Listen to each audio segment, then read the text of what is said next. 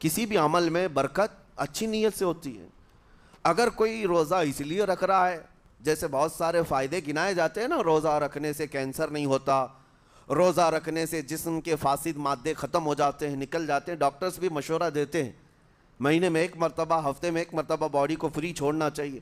تو یہ تو جسمانی فائدے تو رکھے گئے ہیں، لیکن اگر تم روزہ اس نیت سے رکھ رہے ہو کہ میری باڈی صحیح ہوتی رہے، تو گویا کہ تم تو اپنی دنیاوی غرض سے روزہ رکھ رہے تھے.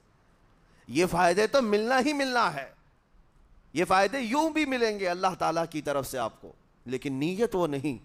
روزہ رکھنے کی نیت یہ ہو کہ میرا رب مجھ سے راضی ہو جائے اور مجھے رب تبارک و تعالیٰ کا خوف اور تقوی حاصل ہو جائے. نیت میں برکت ہے، اور جن کاموں کو آپ اچھی نیت سے کریں گے اسی طرح ان کاموں میں اثر بھی پیدا ہوگا. روزہ رکھنے سے پہلے آج نیت یہی کریں کہ مولا تعالیٰ یہ روزہ میرے تمام برے اعمال کے لیے کفارہ ہو جائے، یہ ڈھال بن جائے. جانتے ہیں آپ اپنے نفس امارہ کو روکنے کا سب سے بہترین آلہ بھوک ہے. بھوک، جتنا آدمی بھوک کے ذریعے سے اپنے نفس کو مار سکتا ہے دوسری کوئی چیز نہیں. آپ دیکھیں اس رمضان المبارک میں بہت ساری حلال چیزیں آپ کو حرام کر دی گئی ہیں، یعنی سحری سے لے کر افطاری تک. میں یہ نہیں کہہ رہا کہ شراب پینا حرام ہے، نشہ کرنا حرام ہے، وہ تو پوری زندگی بھر حرام ہے. لیکن آپ کو چاول روٹی تو حلال ہے نا، سبزے سیب پھل فروٹ تو حلال ہے، لیکن یہ حلال چیزیں بھی اللہ نے آپ پر حرام رکھی ہیں، روزے کے عالم میں نہیں کھا سکتے. سحری سے لے کر افطار تک یہ حلال لقمے، پانی تو حلال ہے، پاک ہے، لیکن آپ کے لیے روزے کے عالم میں حرام ہے. اسی طرح شادی شدہ مرد اپنی عورت کے ساتھ زندگی بھر کبھی بھی جمع کر سکتا ہے، رات میں سو سکتا ہے، لیکن حالت روزہ میں وہ حلال کام بھی حرام ہے.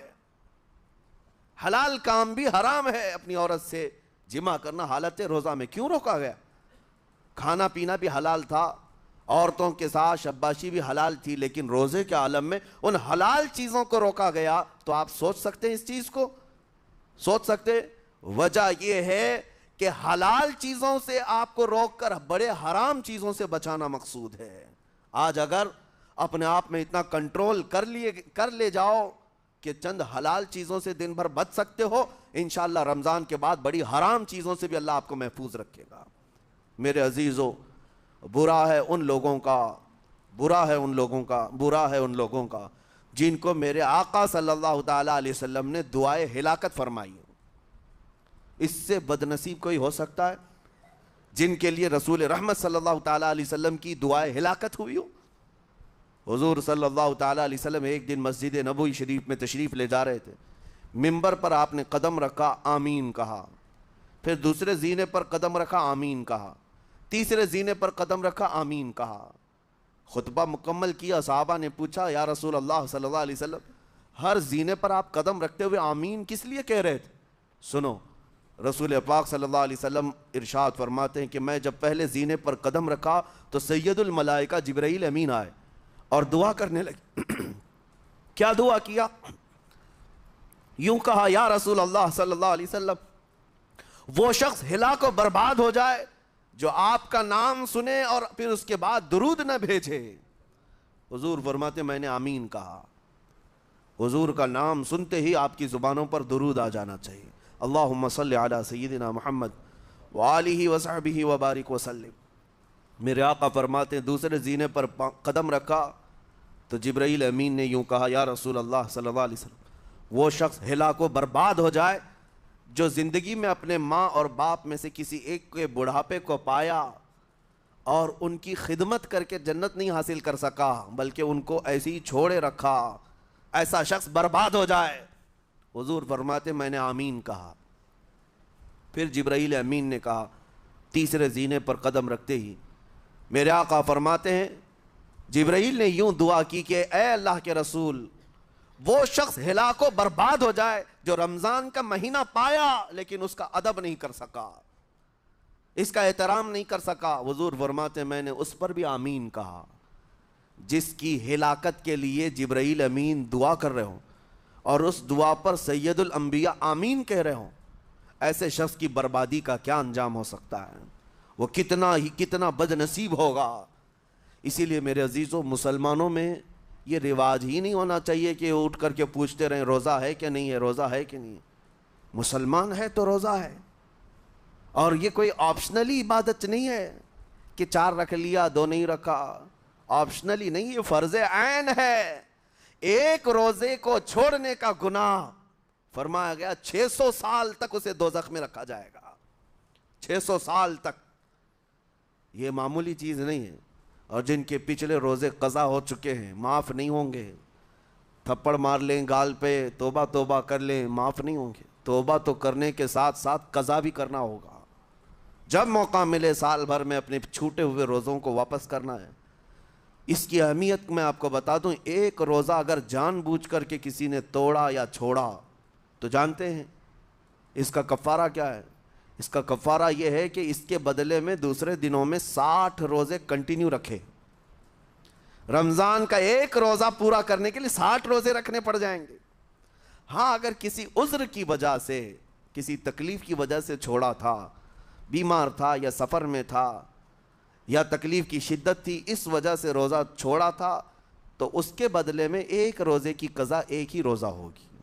لیکن بغیر کسی عذر کے، شہوت کی وجہ سے، نفس پرستی کی وجہ سے توڑا تھا یا چھوڑا تھا تو پھر 60 روزے رکھنے پڑ جائیں گے۔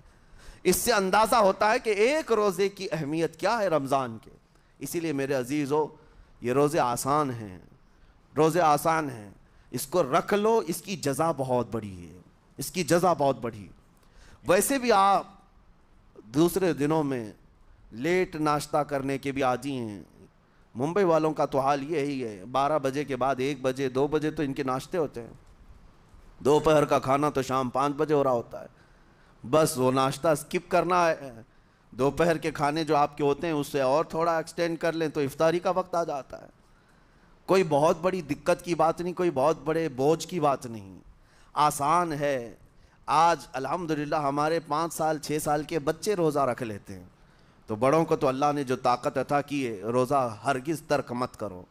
لیکن ساتھ میں آج یہ میسیج ضرور دوں گا، نیت یہ کرو کہ مجھے تقویٰ مل جائے، مجھے پرہیزگاری مل جائے۔ اور یہ آپ کو خود چیک کرنا ہوگا، روزانہ رات کو نماز میں کھڑے ہو جاؤ تراویح کے، دیکھو کہ کتنی تبدیلی آ رہی ہے۔ آج میں نے روزہ افطار کیا، میرے اندر بدلاؤ آیا کہ نہیں آیا؟ اور اگر نہیں آ رہا ہے، کوئی تبدیلی نہیں آ رہی ہے، تو اس کا مطلب ہے آپ تقویٰ نہیں حاصل کر رہے، آپ تو روز مرہ کی روٹین پر چل رہے ہو۔ روٹین پر چلنے کا مطلب یہ روزہ نہیں ہے۔ روزہ تقویٰ دے کر جاتا ہے بندے کو، روزہ خوف خدا دے کر جاتا ہے بندے کو۔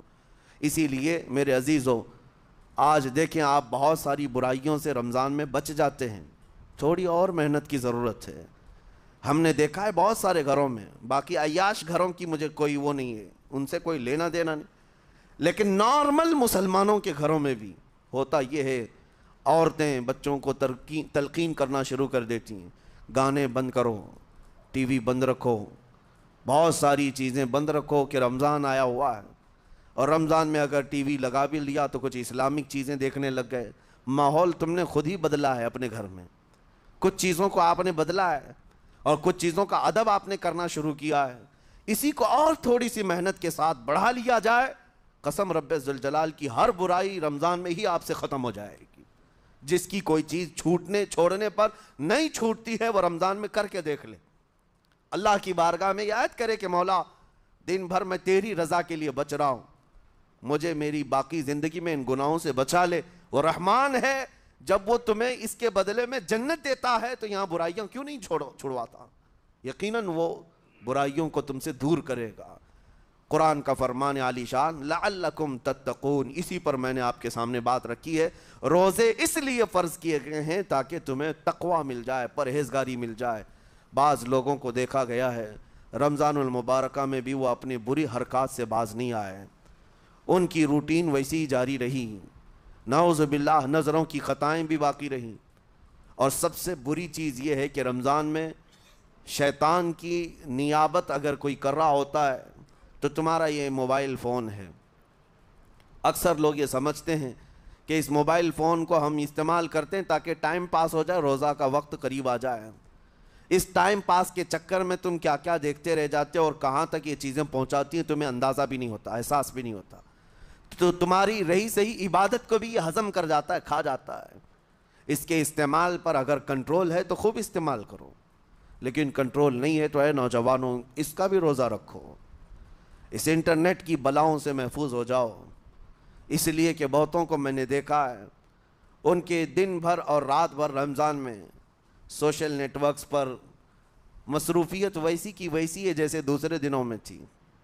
وہ رات بھر چیٹنگ میں بھی مصروف ہیں، ایک دوسرے کو ادھر ادھر بھیجنے میں بھی مصروف ہیں، ساری چیزیں جوں کی توں چل رہی ہیں۔ تو تمہارے موبائل نے تمہیں تقوی سے بہت دور رکھا ہے، تمہیں رب تعالیٰ کے قریب ہونے نہیں دیتا۔ اپنے آپ کو بدل لو۔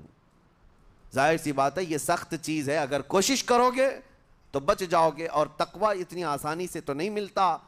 اپنے آپ کو سٹرگل کرو، انشاءاللہ العزیز دل پاک ہو جائے گا، پھر آپ کو اپنی زندگی کے اندر جو اجالے نظر آئیں گے وہ خود آپ محسوس کریں گے، آپ محسوس کریں گے۔